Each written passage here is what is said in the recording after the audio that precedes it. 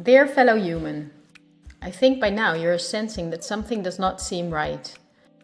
But I also think that poorly argumented conspiracy theories have caused you to stay far from the fear-mongering media and conspiracy theorists alike. But please listen, because as you're watching, millions fall into poverty because of the corona measures of the past year. Even if the greatest economic crisis in history has not affected you yet, it will only be a matter of time until the rippling effects will hit you as well. This is not fear-mongering, but it's a harsh reality. I also think we might mitigate the damage and may even do better provided we are informed correctly about our situation. This is why I would like to show you a few facts you can easily check, facts that are of crucial importance. Less than a handful of big corporations dominate every aspect of our lives. That may seem exaggerated, but from the breakfast we eat to the mattress we sleep on and everything we wear and consume in between is largely dependent on these corporations. Those are huge investment companies that determine the course of money flow. They are the main characters of the play that we are witnessing.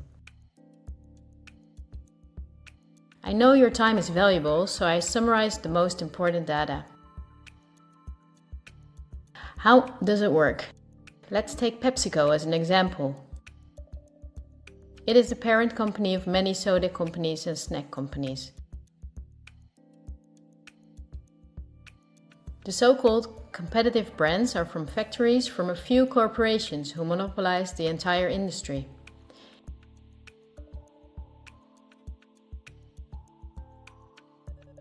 In the packaged food industry, there are a few big companies, like Unilever, the Coca-Cola company, Mondelez and Nestlé.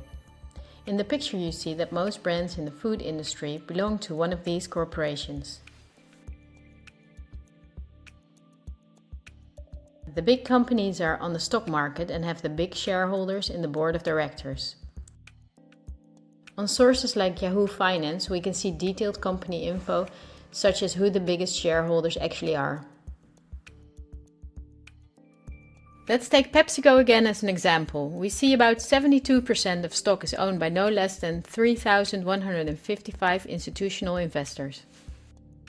These are investment companies, investment funds, insurance companies, banks, and in some cases governments. Who are the biggest institutional investors of PepsiCo?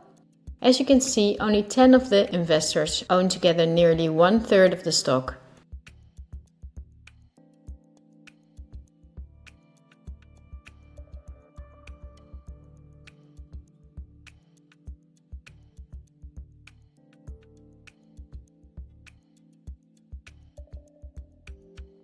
The top 10 of investors together amount to a value of $59 billion. But out of those 10, only 3 own more stock than the other 7.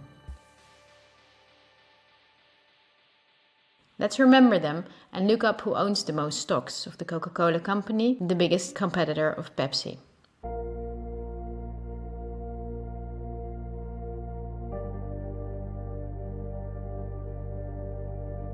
The biggest lump of stock is again owned by institutional investors. Let's look at the top 10 and start at the bottom 6 of them. 4 of these institutional investors we also saw at the bottom 6 of PepsiCo.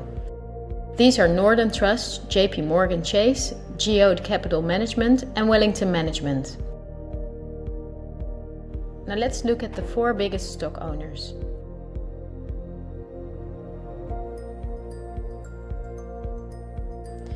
They are BlackRock, Vanguard and State Street. These are the world's biggest investment firms, so PepsiCo and Coca-Cola are not competitors at all. The other big companies that own a myriad of brand names like Unilever, Mondelez and Nestlé are from the same small group of investors. But it's not only in the food industry that their names come up. Let's find out on Wikipedia which are the biggest tech companies.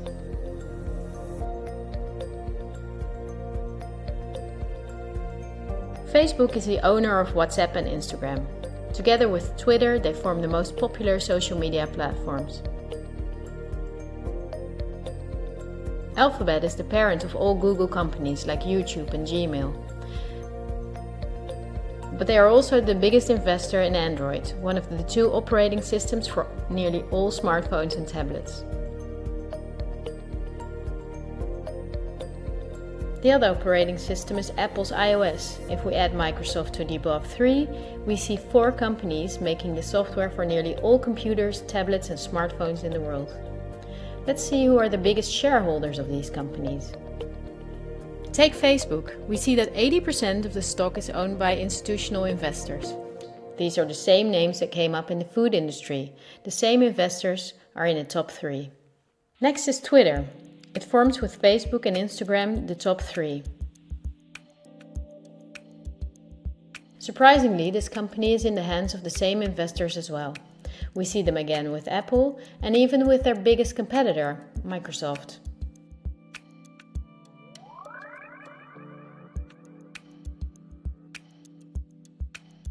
Also, if we look at other big companies in the tech industry that develop and make our computers, TVs, phones and home appliances, we see the same big investors that together own the majority of the stock.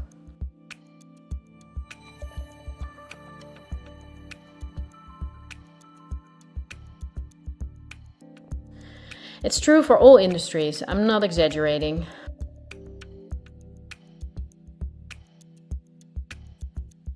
One last example. Let's book a holiday. On our computer or smartphone, we search for a flight to a sunny country on Skyscanner or Expedia. Both are from the same small group of investors. We fly with one of the many airlines, many of which are in the hands of the same investors and of governments, as is the case with Air France-KLM. The plane we board is in most cases a Boeing or an Airbus, also owned by the same names. We book through Booking.com or Airbnb, and when we arrive we go out for dinner and place a comment on TripAdvisor. The same big investors show up in every aspect of our trip. And their power is even bigger because of the kerosene is from their oil companies or refineries. The steel from which the plane is made comes from their mining companies. This small group of investment firms and funds and banks are namely also the biggest investors in the industry that dig for raw materials.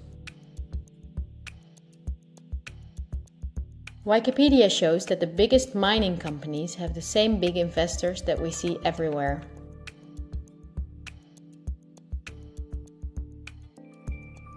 Also the big agricultural businesses on which the entire food industry depends. They own Bayer, the parent company of Monsanto, the biggest seed producer in the world.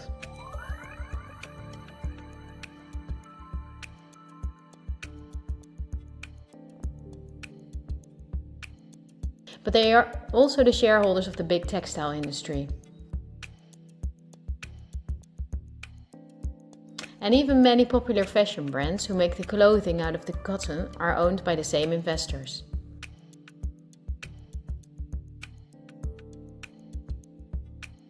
Whether we look at the world's biggest solar panel companies or oil refineries, the stocks are in the hands of the same companies.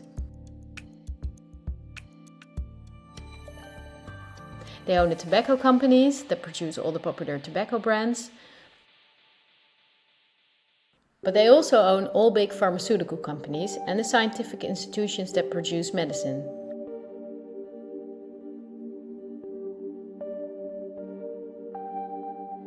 They own the companies that produce our metals and also the entire car, plane and weapon industry, where a great deal of the metals and raw materials are used.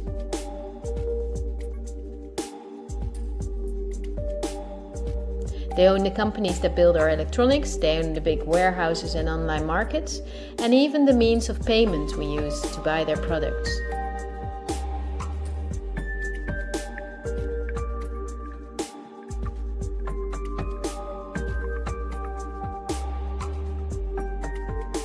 To make this video as short as possible, I only showed you the tip of the iceberg. If you decide to research this with the sources I just showed you, then you will see that most popular insurance companies, banks, construction companies, telephone companies, restaurant chains and cosmetics are owned by the same institutional investors we have just seen.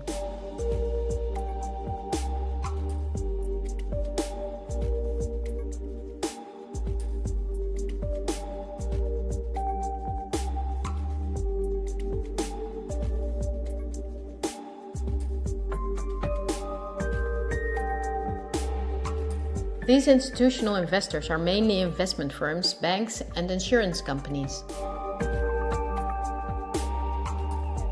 In turn, they themselves are owned by shareholders, and the most surprising thing is that they own each other's stocks.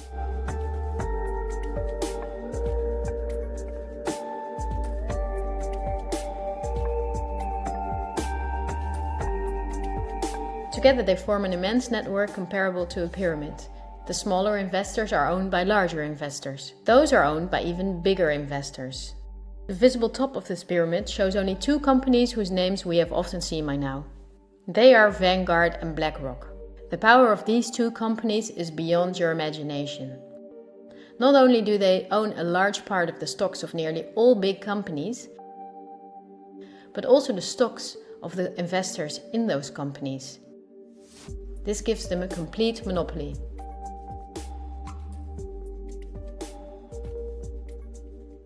A Bloomberg report states that both these companies in the year 2028 together will have investments in the amount of $20 trillion.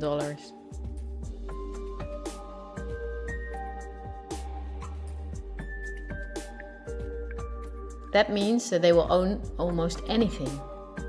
Bloomberg calls BlackRock the fourth branch of government because it's the only private agency that closely works with the central banks.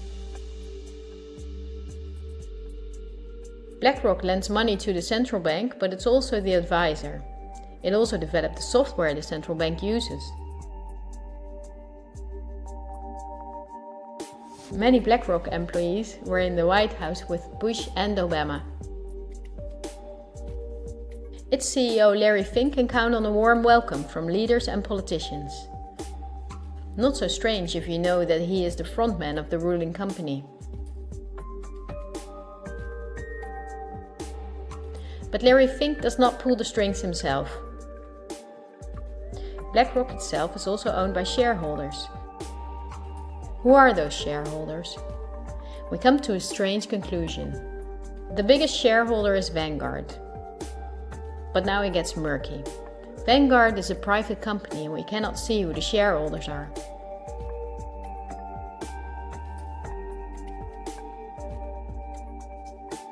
The elite who own Vanguard apparently do not like being in the spotlights. But of course they cannot hide from who is willing to dig.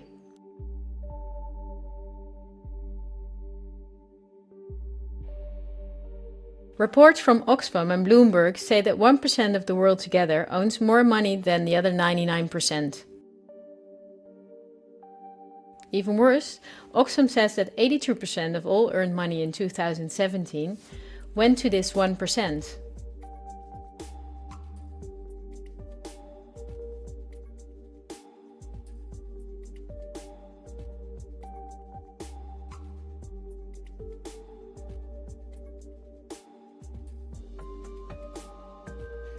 Forbes, the most famous business magazine, says that in March 2020 there were 2,095 billionaires in the world.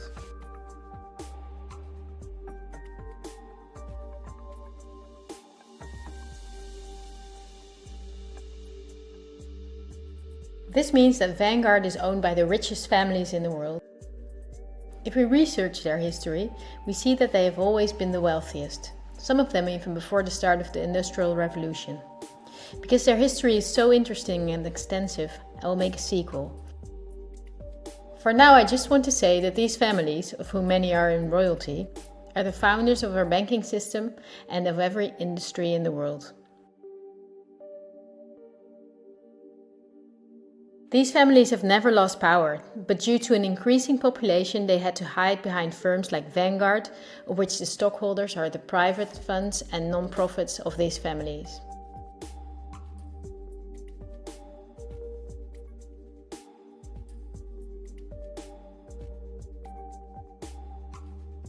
To clarify the picture, I have to explain briefly what non-profits actually are. These appear to be the link between companies, politics and media. This conceals the conflicts of interests a bit.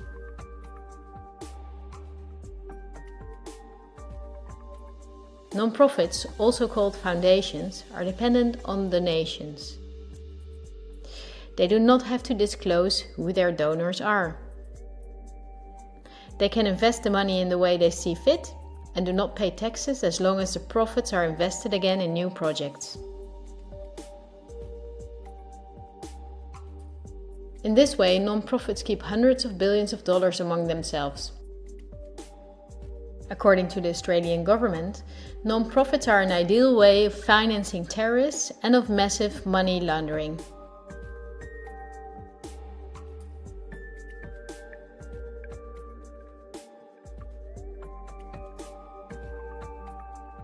The foundations and funds of the families that are the richest stay in the background as much as possible. For issues that get much attention, the foundation of philanthropists are used that are lower in rank but very rich. I want to keep it short, so I will show you the 3 most important ones that connect all industries in the world. They are the Bill and Melinda Gates Foundation, the Open Society Foundation of the controversial multi-billionaire Soros, and the Clinton Foundation. I will give you a very short introduction to show you their power. According to the website of the World Economic Forum, the Gates Foundation is the biggest sponsor of the WHO. That was after Donald Trump quit USA financial support to the WHO in 2020. So the Gates Foundation is one of the most influential entities in everything that concerns our health.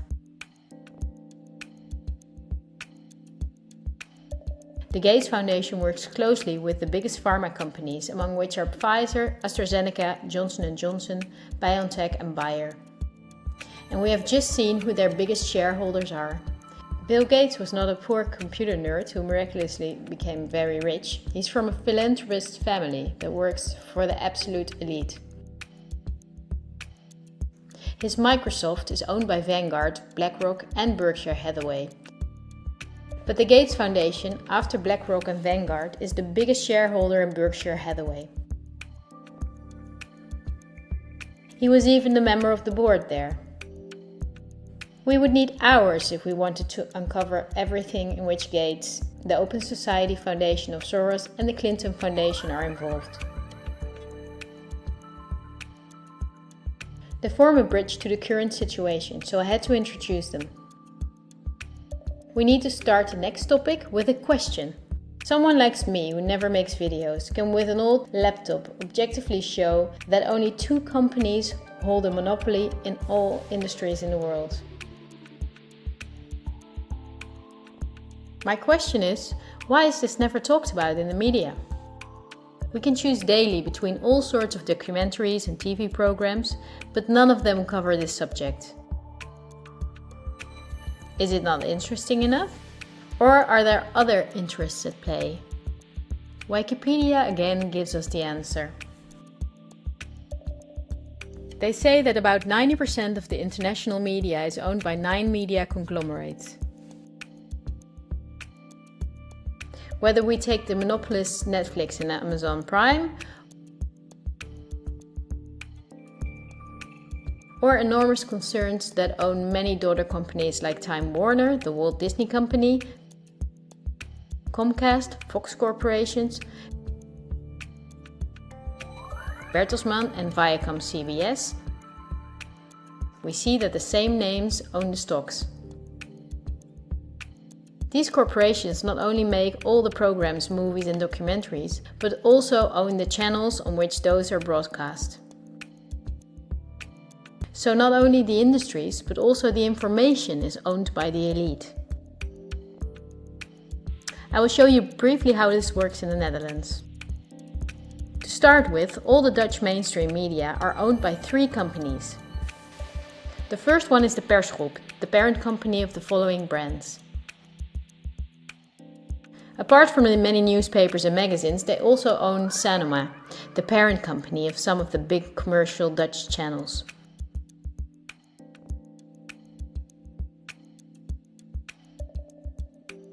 Many media outlets from abroad, like VTM, are also owned by the Persgroep. The second one is Mediahuis, one of Europe's biggest media concerns. In the Netherlands, Mediahuis owns the following brands: Until 2017, also Sky Radio and Radio Veronica were owned by Media House, as were Radio 538 and Radio 10. And then there's Bertelsmann, which is one of the 9 biggest media firms. This company owns RTL, that owns 45 television stations and 32 radio stations in 11 countries. But Bertelsmann is also co-owner of the world's biggest book publisher, Penguin Random House.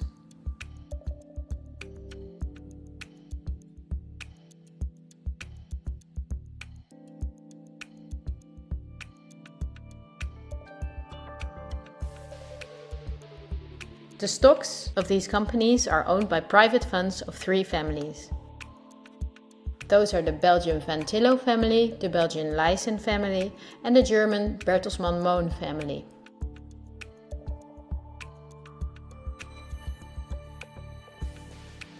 All 3 families sided with the Nazis in the war, according to Wikipedia. For this reason, the Telegraaf, the Leysen newspaper, was temporarily forbidden in the Netherlands after the war. To complete this overview, look at where the news comes from.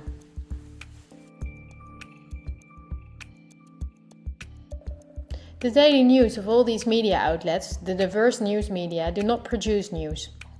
They use information and footage from the press agencies ANP and Reuters. These agencies are not independent. ANP is owned by Talpa, John de Mol. Thomson Reuters is owned by the powerful Canadian Thomson family.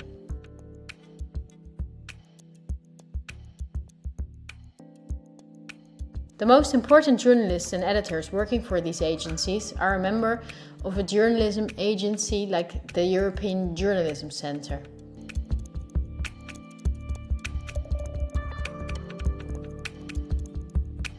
These are one of the biggest European sponsors of media-related projects.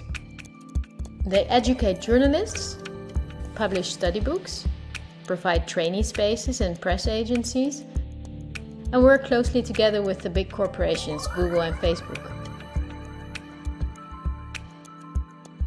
For journalistic analysis and views, the big media use Project Syndicate. This is the most powerful organization in the field. Project Syndicate and organizations like I mentioned are together with the press agencies the link between all worldwide media outlets. When news anchors read from their audio cues, chances are that the text stems from one of these organizations. That is the reason that worldwide media shows synchronicity in their reporting.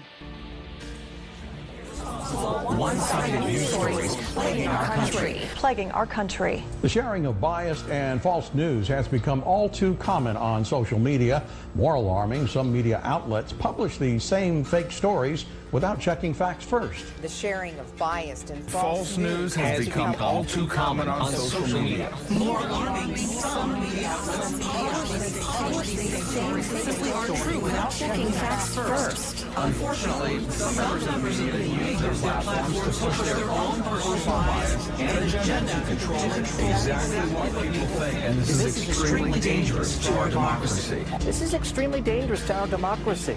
This is extremely dangerous to our democracy. This is extremely dangerous to our democracy. This is extremely dangerous to our democracy. This is extremely dangerous to our democracy. This is extremely dangerous to our democracy. This is extremely dangerous to our democracy. This is extremely dangerous to our democracy. This is extremely dangerous to our democracy. This is extremely dangerous to our democracy. This is extremely dangerous to our democracy. This is extremely dangerous to our democracy. This is extremely dangerous to our democracy. And look at the European Journalism Centre itself. Again, the Gates Foundation and the Open Society Foundation. They are also heavily sponsored by Facebook, Google, the Ministry of Education and Science, and the Ministry of Foreign Affairs. Who sponsors the organization and press agencies that produce our news? With Project Syndicate, we see the BMGF, the Open Society Foundation and the European Journalism Centre.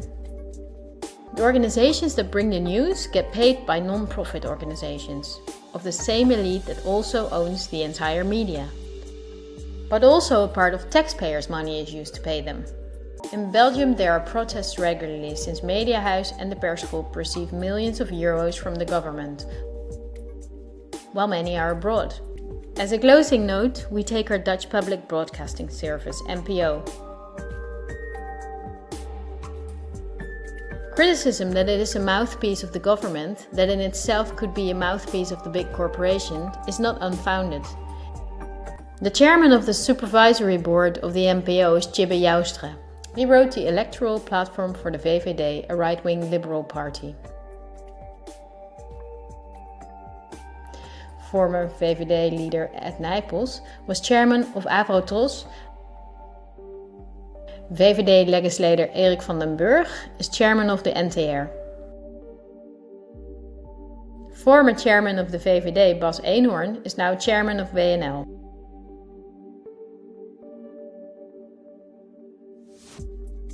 Former PvdA State Secretary Martijn van Dam controls the distribution of benefits to the NPO and sits in the board of the NPO.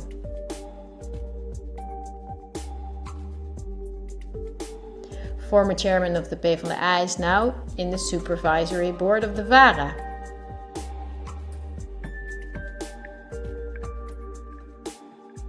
CDA politician Paul Roep is chairman of the supervisory board of KRO NCRV.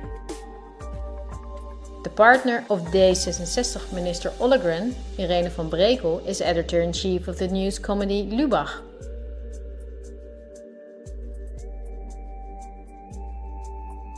Former news anchor Pia Dijkstra is now a member of parliament for D66.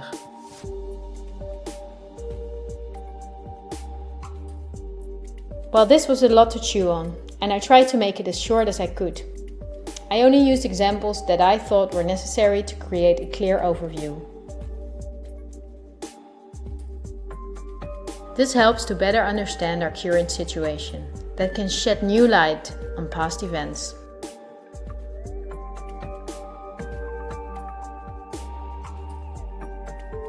There will be enough time to dive into the past, but now let's talk about today. But my goal is to inform you about the danger we are in now. The elite governs every aspect of our lives, also the information we get, and they depend on a cooperation to connect all industries in the world to serve their interests. This is done through the World Economic Forum, among others, a very important organization.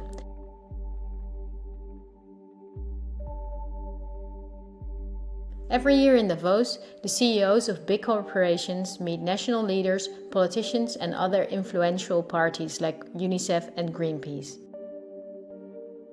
In the supervisory board of the WEF is former President Al Gore, our own Minister Kaag, Fijke Sijbesma, chairman of the Royal Dutch State Mines, and the commissioner of DNB, the Dutch bank. Christine Lagarde, chairwoman of the European Central Bank. Also politician Vert Grapperhaus' son works for the WEF. Wikipedia says that the annual fee for members is €X.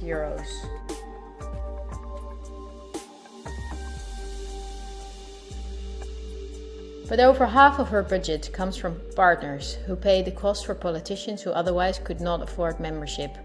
Wikipedia also mentions this.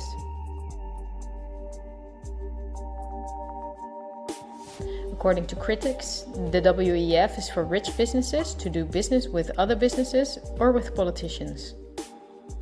For most members, the WEF would support personal gain instead of being a means to solve the world's problems.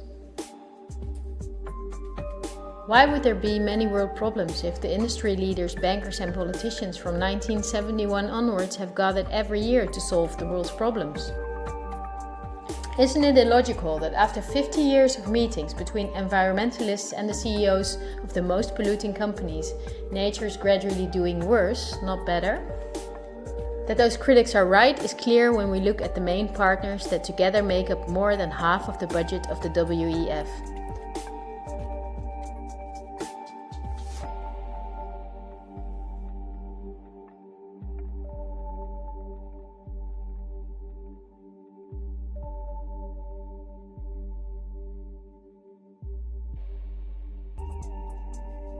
because these are BlackRock, the Open Society Foundation, the Bill and Melinda Gates Foundation, and many big companies from which Vanguard and BlackRock own the stocks.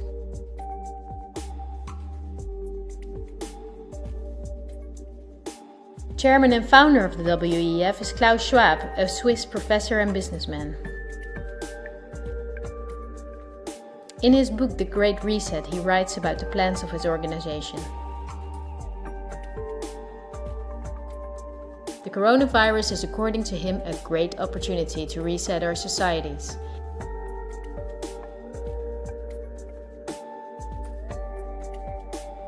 He calls it Building Back Better. The slogan is now on the lips of all globalist politicians in the world. Historical moment, a crucial moment to rebuild the future, to reset our policies. We also want to work together on building back better. I call it Build Back Better.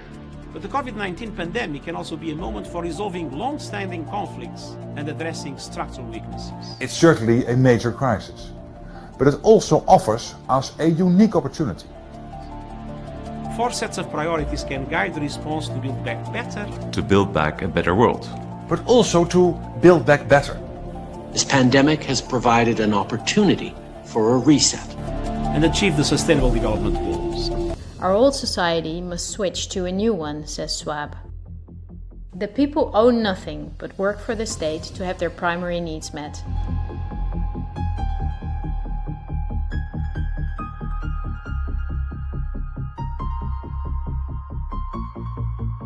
The WEF says it's necessary, for the consumption society the elite forced upon us is not sustainable anymore.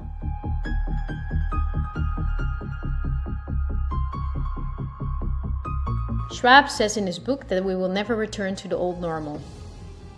And the WEF published a video recently to make clear that by 2030 we will own nothing, but we will be happy.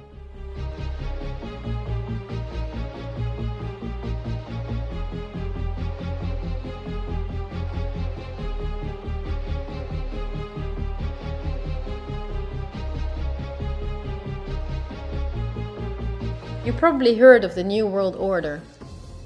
The media wants us to believe that this is a conspiracy theory, yet it has been talked about by leaders for decades.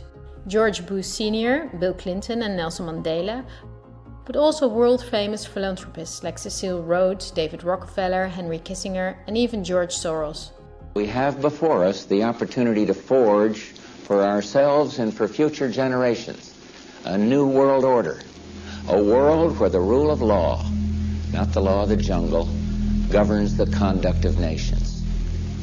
When we are successful, and we will be, we have a real chance at this new world order, an order in which a credible United Nations can use its peacekeeping role to fulfill the promise and vision of the UN's founders. After 1989, President Bush said, and it's a phrase that I often use myself, that we needed a new world order. The affirmative task we have now is to actually create a new world order.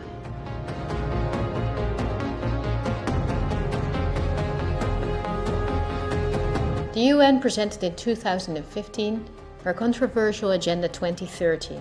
It is almost identical to the Great Reset of Klaus Schwab. The UN wants to make sure, as does Schwab, that in 2030 poverty, hunger, pollution and disease no longer plague the earth. Sounds nice, but wait till you read the small print. The plan is that Agenda 2030 will be paid by us, the citizens. Just like they ask of us now to give away our rights for public health, they will ask us to give away our wealth to battle poverty. These are no conspiracy theories. It is on their official website. It comes down to this. The UN wants taxes from Western countries to be split by the mega corporations of the elite to create a brand new society. It's a new infrastructure because fossil fuels are gone in 2030. For this project, the UN says we need a world government, namely the UN itself.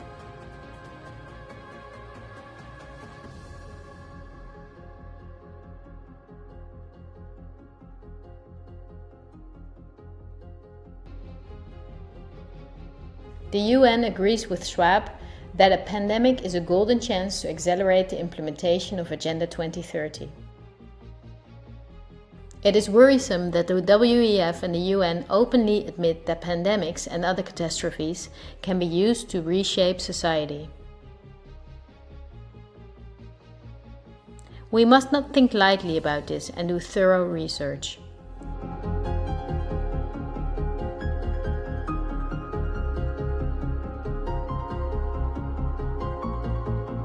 On Friday, October 18, 2019, months before the pandemic was announced, a gathering was held in the Pierre Hotel in New York City. It was a meeting for very important persons. Present were politicians, highly credited health experts, and pharmacologists. The goal of the gathering was the simulation of a worldwide pandemic. Could be a coincidence, right? But as an example, they used the coronavirus. The simulation covered how the virus would develop and how it could only be detained if people cooperated in industries, governments, and government agencies. Again, a new world order to save us. Is it surprising when I tell you that this gathering, Event 201, was organized by the World Economic Forum, the Bill and Melinda Gates Foundation, and the Johns Hopkins Institute? This is no conspiracy theory. Look on the official website of Event 201. At this point, you may not be surprised anymore that the Robert Koch Institute, just like any other public institute, is closely connected to Gates WHO and that it created a similar simulation in 2012.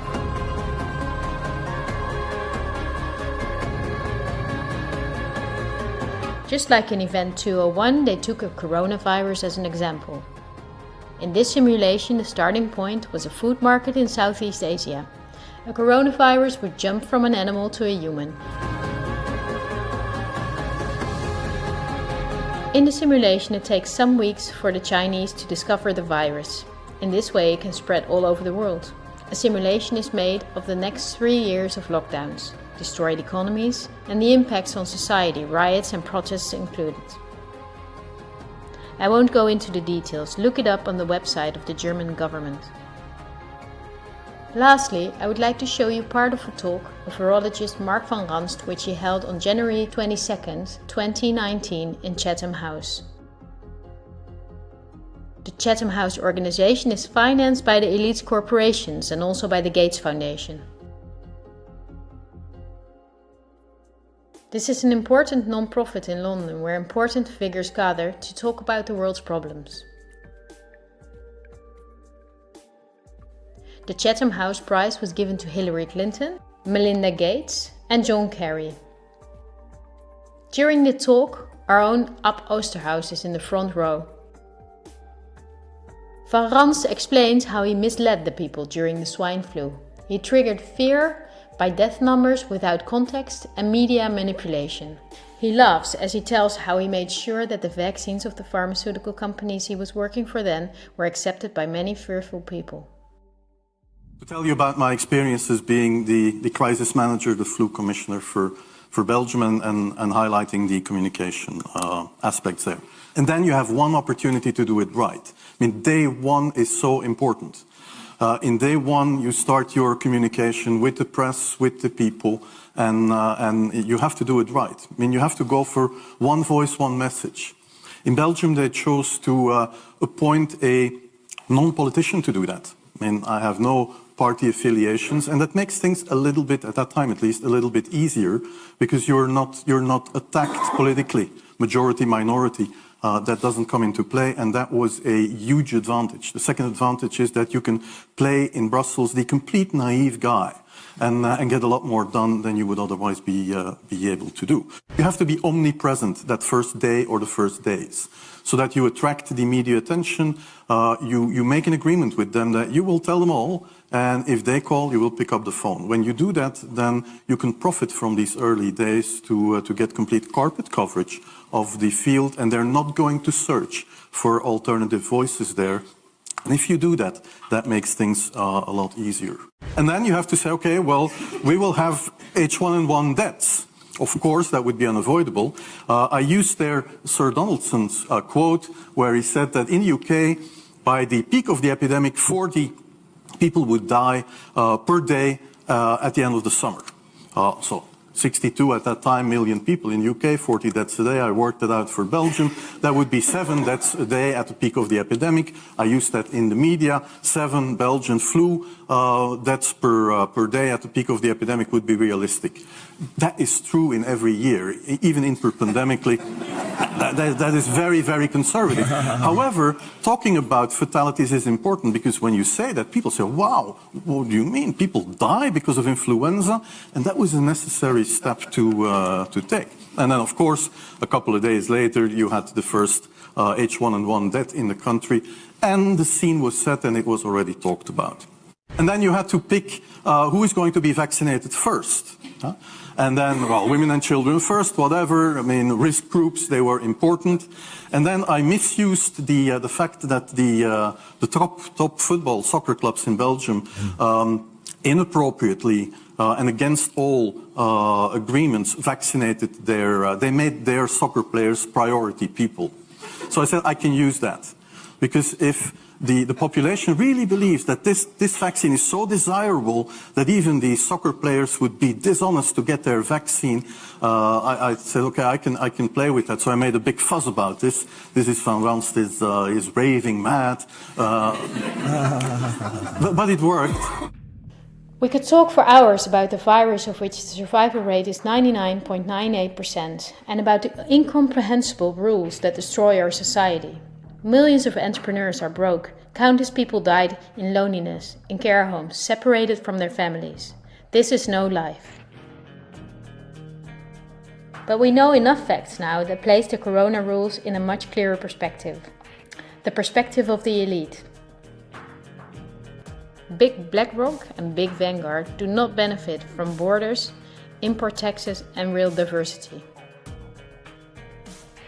Only by means of fear and media manipulation can they contain us.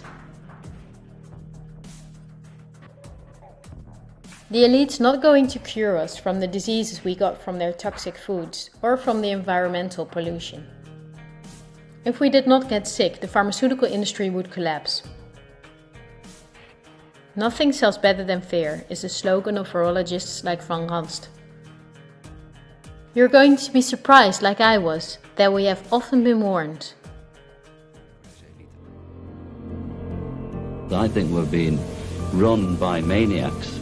If anybody can put on paper what our government and the American government, etc., and the Russian, Chinese, what they are actually trying to do, I think they're all insane. But I'm liable to be put away as insane for expressing that. That's what's insane though. With this video, I reach out and hope to bridge the ever-growing gap between us.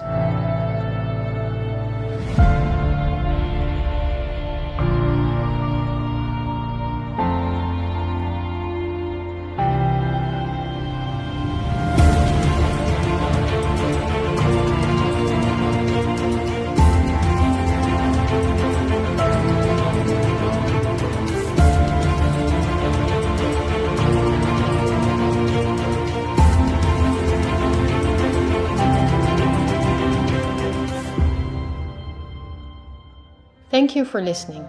I hope in a free future we will remember this time as a unique moment in human history. It will be a tough journey, but we will travel together. We will help each other when we fall, and we will not be fearful. We are the 99%.